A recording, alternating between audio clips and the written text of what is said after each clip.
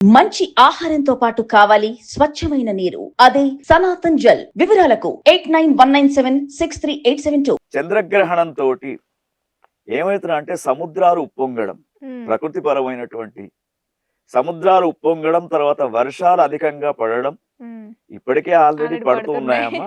వర్షాలు పడడం, తర్వాత కొన్ని ప్రాంతాలలో ఇప్పుడు మనం చెప్పుకుంటున్నటువంటి మేఘాలే ఆకాశం నుంచి రాలిపడ్డట్టు, అట్లా ప్రకృతి బీభత్సం కూడా చంద్రగ్రహణం కారణంగా వస్తూ ఉంటుంది. దీని యొక్క ప్రభావం భారతదేశం మీద కూడా కొంత అలజడి వాతావరణం సృష్టించబోతూ ఉంది. తర్వాత కొన్ని దేశాలు ఏవైతే ఉన్నాయో వాటిల్లో కూడా కొంత అలజడి వాతావరణం ఉంటుంది. ప్రకృతి సంబంధించినటువంటి వైషమ్యాలు, నదులు ఉప్పొంగడం, గ్రామాలు కొన్ని మునిగిపోవడం, ఇటువంటి అన్ని కూడా గ్రహణం రాకముందే వాటి యొక్క ప్రభావం అనేది మనకు చూపిస్తూ ఉంది. కాబట్టి విశ్వావసు నామ సంవత్సరంలో అందరం క్షేమంగా ఉండాలి అంటే గ్రహణ స్థితిని పాటించండి.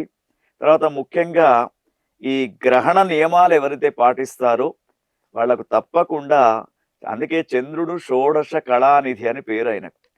కాబట్టి షోడశ కళలకు అధిపతి అయినటువంటి చంద్రుని యొక్క అనుగ్రహం ఉంటే మానసిక పరమైనటువంటి ప్రశాంతత మనకు లభిస్తుంటుందమ్మా. కాబట్టి చంద్రుని యొక్క అంశ అందరికి చక్కగా ఉండాలని కోరుకుందాం మన ప్రేక్షకులకు.